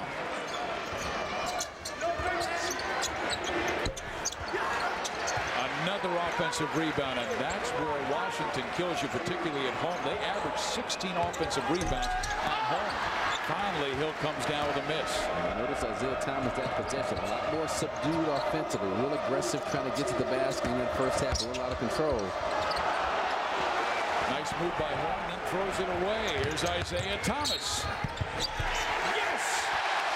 And then once he gets into the open court, this is where he is at his best. The diminutive 5'8" Isaiah Thomas coming at you full speed. Kyle Fogg pretty much helpless to do anything, and then he does a terrific job using his upper body strength to draw contact and finish. This league has been up and down all year long. Cal and Arizona, we told you, led by 1 over Arizona State and UCLA. We understand the Sun Devils have already beaten Washington State, so their movement improves. They're now 6-4 and 16-7. Missed by Thomas. The lead is 10. Cal having a tough time against USC, UCLA, tough time in their game against Stanford. Wise makes just his 3rd field goal attempt in 12 tries. Cut it to 8.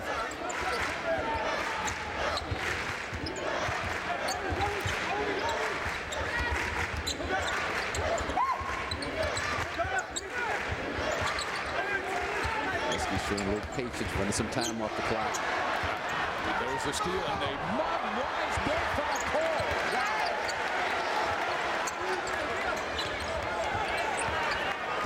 The official thought that was incidental contact like surgery. It's always incidental to the person who's not involved in it, like minor surgery. Oh, and there's an injury. There's an injury to Quincy Pondexter. Got to play through it until there's a stoppage. Wise missing. The ball goes out of bounds. It will be Washington basketball, but Quincy Pondexter in some kind of pain right next to the Washington bench. I think he took a forearm in the gut, and the wind knocked out of him. There's Kevin Parham. Yeah, right in the solar plexus. Parham running through the screen with the elbow. So Quincy down, but now going back to the huddle as the timeout is called by Lorenzo Romar, so his senior can catch his breath, and the officials taking a timeout. They want to look at it. They want to look at it. They want to look at it and see just how egregious it was by Kevin Parham right here. Right there's that elbow right into the midsection of Quincy Pondexter, and that could be payback for the Nick Wise mugging. Well, an intentional foul on Kevin Parham to get him out of his game also. I mean, that I don't think it's too much of a question about it. It was an elbow.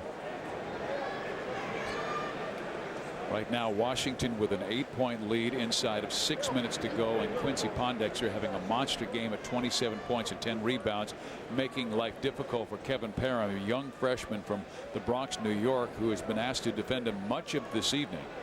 And Pondexter has made his presence felt, particularly from 15 feet on in.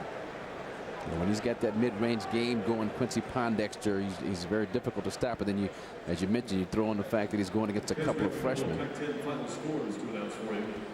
UCLA 77, Stanford 73. We understand UCLA also claimed a victory tonight over Stanford, so that allows UCLA to stay tied with Arizona State for second place in the conference, because we don't have a final with California yet.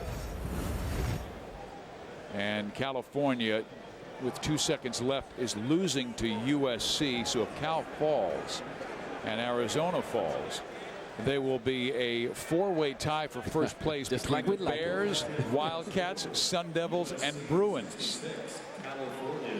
You know, this is a really young conference. I was looking down and I counted up 32 of the 50 main starters are underclassmen, are freshmen and sophomores. Which would account for some of the early season struggles that this conference had against opponents that they were quite frankly expected to beat. But again, as you mentioned, just a lot of good young players, but the operative word is young. Well, here's that Arizona roster: 7 freshmen, 5 sophomores, 1 junior, and 1 senior. So they really don't have that many scholarships available, but Arizona bringing in a dynamic 5-star recruit in Daniel Bejarano from Phoenix, 6'5" shooting guard who is outstanding, and Quincy Pondexter will be leaving, and Washington's done very well, already signing Desmond Simmons, a 6'7" player from the Bay Area, and they have a great shooter, the red-shooting C.J. Wilcox. Enos Kanter has given a verbal, and he's a great player, having a tremendous season down in Southern California. He's out of Turkey. I guess they figured the elbow from Kevin Parham was inadvertent and not intentional, and so thus no action taken, which is kind of a surprise to me. Nice rebound to Jatsko. Another big Arizona possession. Momo Jones with the floater, in and out. Rebound for Shears. He grabbed it with 4 fouls.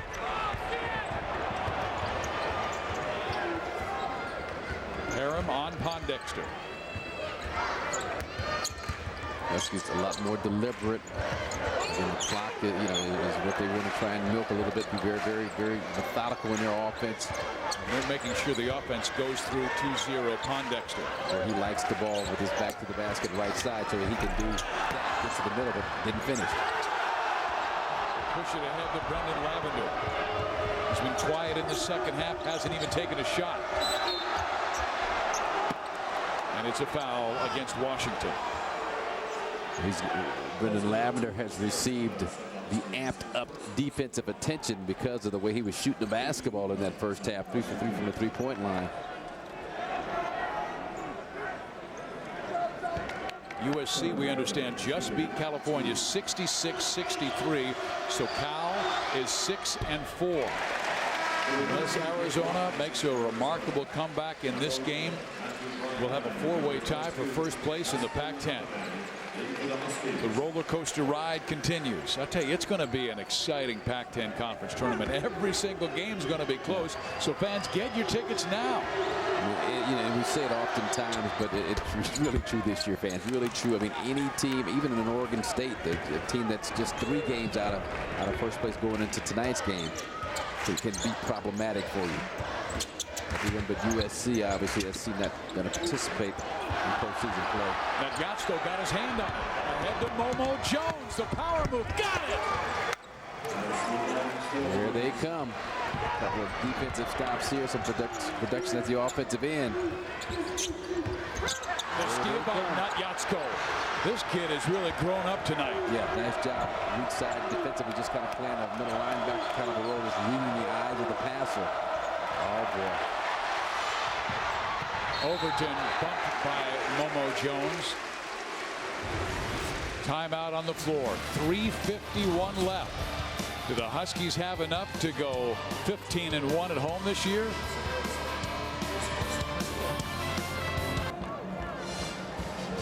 Huskies trying to finish the job inside 4 to play. They lead by 5. Time for our Alberto Beef Jerky Alpha play of the game. Yeah, it's Quincy Pondexter just being alert and alive. There's a couple of deflections by Scott Suggs.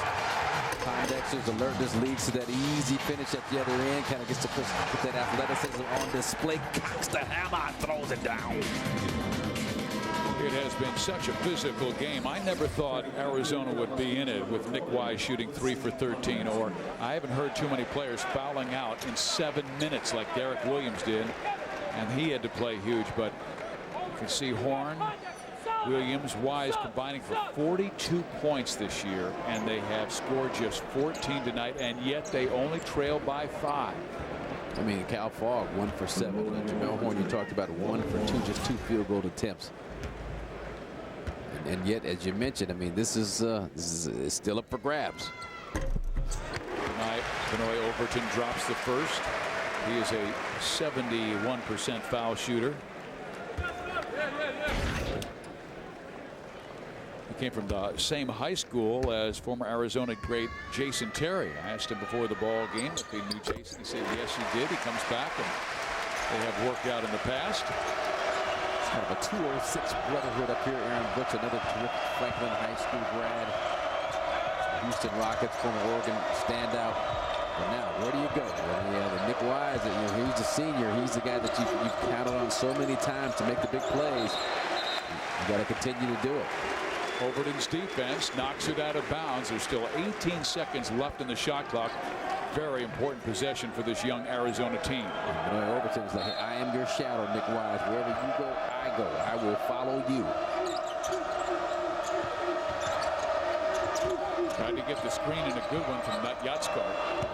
Kevin Parham was grabbed. No foul. Finally, a whistle is blown as Kevin Parham tried to slide to his right and was grabbed by Scott Suggs. Just the first foul on the sophomore from Washington, Missouri. Almost not called, and you can imagine the eruption from the Arizona Wildcat bench. John Miller still in the ear of Scott Thornley. Parham just a 58% foul shooter, 1 plus the penalty. And that thing was close to intentional. We got a guy with an ability to penetrate, put it on the floor, get to the rim, and then he's just grabbed from behind 2 arms by Scott Suggs. I would ask for an intentional foul. And I think Sean did. And now the officials, Mike Reed, Scott Thornley, and Michael Greenstein will check that out. And Lorenzo Romark saying, hey, why are you letting the coach talk you into seeing that personal foul? But here is our replay. I mean, right there, grabs the jersey. I mean, that's intentional. He grabs the jersey. That's an intentional foul. That's the 2 shots in the ball back for Arizona, if you stick by the letter of the rule. Which it doesn't appear they are.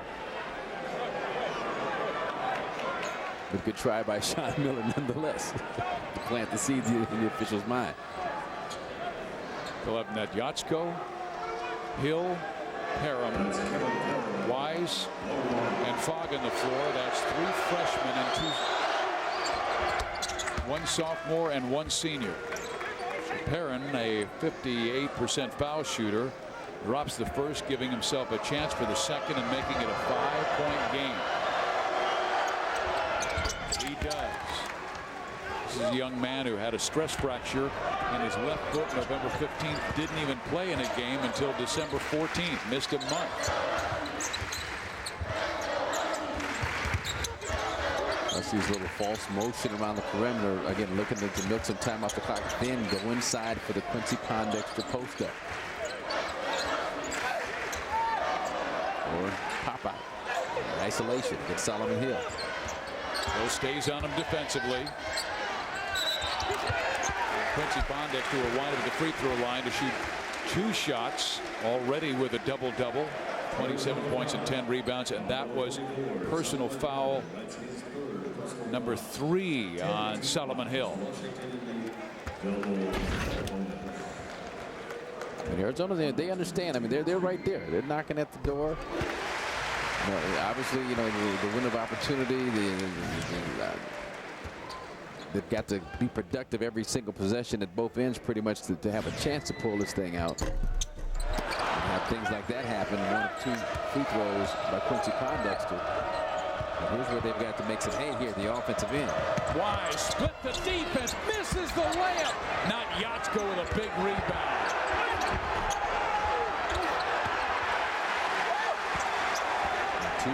costly misses by Nick Wise. Almost an over and back.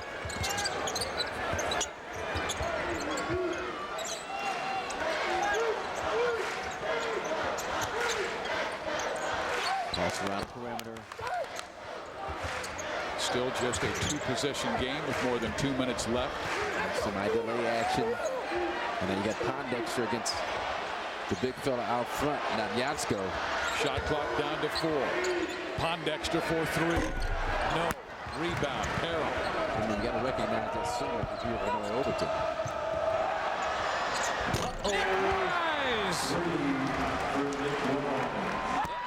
He's been quiet pretty much the whole game. Now when it's time to make plays, Lorenzo Romo not happy with the decision making, I believe, of Vinoy Overton. Because Vinoy Overton was chasing the ball, and his man was in the left side, and Suggs got there late. Yeah, I think it's also, I mean, offensively, you had that Yatsko, you know, lumbering 6'10" freshman on Quincy Pondexter, get him the basketball and get out of the way. Arizona, as Lorenzo Romar said, easily could be 8-1. They just barely lost a couple of Pac-10 conference games. But here they're at 6-3, and they are down by just 3 in this contest. And Arizona's had some big wins this year. They beat Colorado in overtime. Colorado took Kansas the other day to overtime before losing. They beat NC State on a Nick Wise shot with 1 second left, but knocking off number 24 Washington by 17 and beating Arizona State by 19 were huge for their conference. There's our game reset. Each team has 1 timeout left. If there is a held ball, which is important, the Wildcats would have it. Yeah, they, you know, against Washington State, took a D'Angelo Casto put back for them to lose that game 78-76. You see they lost at USC by 6. And then Oregon State, Lathan Wallace knocked down a 3-point bomb from deep in the corner as he shook free when he wasn't supposed to be, but that gave them a heartbreaking loss in Corvallis at Oregon State.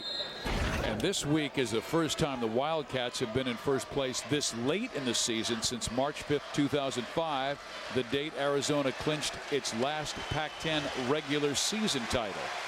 Nick Wise with all 12 of his points in the second half. He hit a huge 3 to make it a 1-possession game. It will be Washington ball out on the side.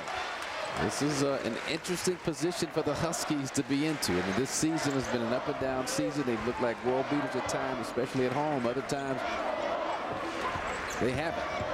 They've struggled big time.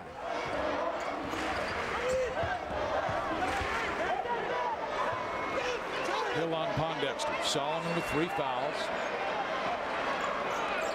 Shot clock down to 7. Here goes Isaiah Thomas. Struggles with the ball. Suggs has to give it back to Thomas, who misses the 3, and there's a push off the 4th foul on Vinoy Overton. Not a good offensive possession. That's, you know, that's not the kind of shot you want. Scott Suggs, I thought, had a decent look as well as he shoots from the top of the key. He deferred to Isaiah Thomas in the pressurized situation that this game has become. And Isaiah winds up having to just kind of cast something up at the rim from about 25 feet from the bucket. Kyle Fogg, an 82% foul shooter, makes the first. Both teams in the double bonus, so they'll be each shooting 2. Washington, 4 fouls for Gaddy, Brian Ammon for Shear, Overton. And the pressure is wearing purple right now. How about that? Big rebound by Alex Jacobson. The bench has played remarkably well for this Wildcat team. Nick Wise missed, and Isaiah Thomas pulls it down. It's a 2-point game. Sean Miller knows that he could have gotten a better shot, but what can you do? That's your leader. It's got us knocked down big shots this season, so you really can't complain. Overton. Foul. That's what I like about Vinoy Overton. I mean, yeah, you made maybe not the best decision a couple of possessions ago, but this time just kind of puts his head down, draws the contact, gets himself back to the free throw line. This could have been a 1-point game if this thing stays down. It's in, it's out, it's in, it's laying on the rim and back out again.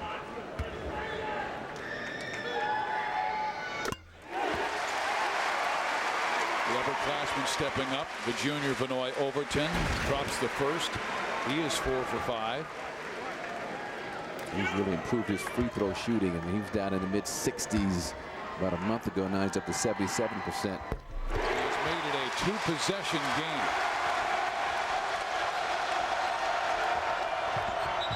The crowd rocking, so Sean Miller calls timeout. Well, you know, and I thought the clock started before Nick Wise touched the basketball. After the ball went through the free throw, it went through the basket, the clock should have stopped. But when it was rolling on the floor, the clock was actually running. Well, I would imagine that the ball will go through Nick Wise because he has been remarkable in close games this year. This is against Lipscomb with 1/10 of a second left. Then against North Carolina State, the very next game, he went coast to coast to drop it in, then made sure that NC State didn't win it at the buzzer, and then celebrates with his fans. Sunday for a share of the Pac-10 lead, 7 points the last 53 seconds. The wise man arrives, and Sean Miller needs him again. Does he ever? Down 4 points, and you got to go through him. Now, not necessarily for him to take the shot, but you know Washington knows who's going to. Now, Sean Miller's going to put another offensive-minded player in Momo Jones on the floor with Nick Wise, which I think is a great substitution. Momo Jones in the game, 2 guys that can break down the defense. Kyle Fogg, a good 3-shooter, will inbound it. And that's the key. I mean, you can break down the defense, get the defense sucked into the painted area, and get a Kyle Fogg spotted up for a 3-pointer on a pick and pop. You're in great shape. Isaiah Thomas' nice defense is just hug him on a 3-point line. Kyle Fogg, beautiful drive. He makes it a 2-point game, 73-71. And you got to foul because the shot clock is a non-factor. So now you just stretch this game out, and you just hope if you're Arizona that Overton goes to the line, maybe makes one of 2, misses 2, doesn't make them both. But even if he does, you got enough time to come back down again. You don't have to take a 3-point shot. You can go straight to the rim. Third foul on Nick Wise sends Benoit Overton to the line. He's been ice in the last 2 minutes. He's been extremely effective under pressure. Sean Miller bringing in his 3-point shooters. Brendan Lavender in for Solomon Hill. But again, what that does is that spreads out the defense. So now the defense is, and they've got to defend a 3-point line, so you don't have to necessarily take a 3-point shot. It's even better if you don't in this situation. You can get second going to the basket quick and hard. Overton has been money. Maybe get a 3-point play the old-fashioned way. Thomas on Wise. He's going to the hole. And he's fouled. So the clock stops. You get a great free throw shooter back at the line. You stretch the game out just a wee bit more, and you keep the Huskies in a position where they've got to make pressurized free throws. One thing, if I'm Arizona, I may try and deny all out on Overton. He seems to be in a pretty good groove at the free throw line. An 82% foul shooter, has missed 2 of his last 4, and he is 4 of 8 for the game.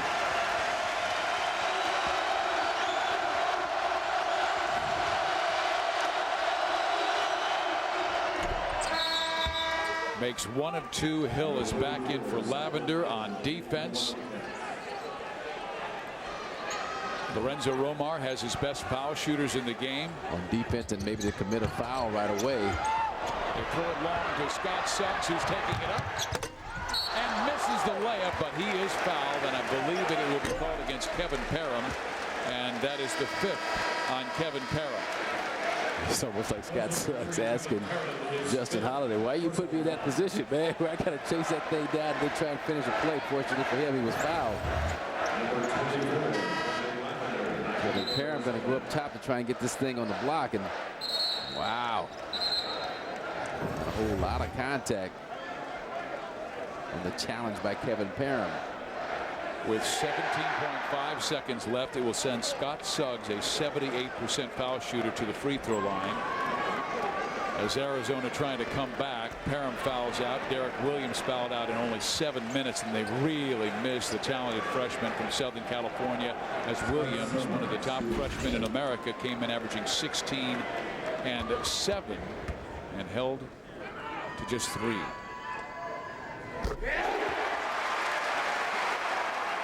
One of those nights, never was able to get in the game, never found a rhythm because he was always on the bench in foul trouble.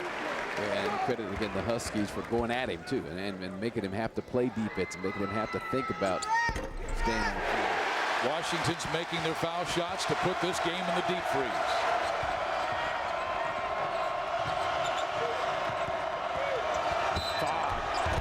And one. Wow. And one. And the fans want the foul to be called on the floor, but this is a new interpretation of this when you're in your shooting motion, which he is. Picks up the dribble, starts his stride to the basket, and the contact is made. Lorenzo Romar is saying, come on, guys, let's get together. Let's map out the strategy. If he makes this shot, how we inbound the basketball, who we're going to get it to. We've got to make sure we nail both foul shots because this is a huge game for Washington, in particular because the Huskies are 4-5. And if Arizona loses, there will be a 4-way tie for first place. I mean, Washington can go from a 5-way tie for 5th place into the lead if things fall crazy this weekend. A lot depends on upcoming schedules. A lot of these teams down the stretch. You see Washington, Arizona State on Saturday, then a pretty tough road trip, Cal and Stanford. You and I will have that Arizona State game this Saturday. Sean Miller has done a remarkable job coming in here with such a young team. Here's Arizona's upcoming schedule. I mean, it's not going to be a picnic down in Pullman and at home against those unpredictable Oregon schools.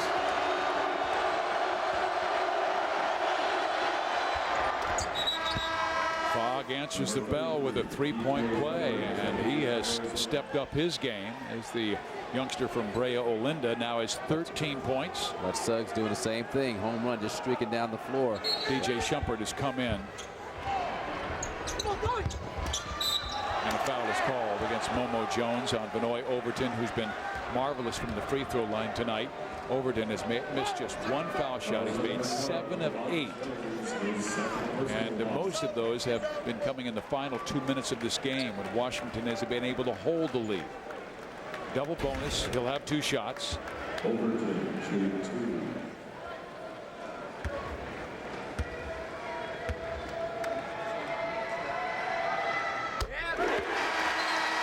Needs this one to make it a 2-possession game with 9.1 seconds left, as the Huskies have made 7 straight free throws to keep that lead.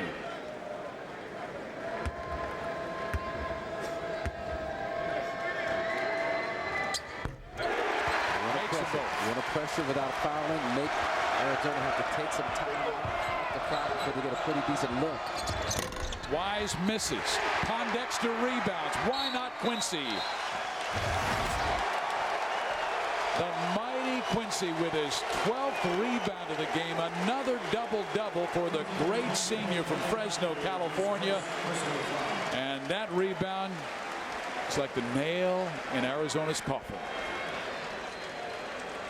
And the positive side for the Wildcats, these guys, Derek Williams, Jamel Horn. I mean, Nick Wise had a game where he is, 4 for 17 in this game. Kyle Fogg in this game, just 3 for 9. Their main scorer struggling big time.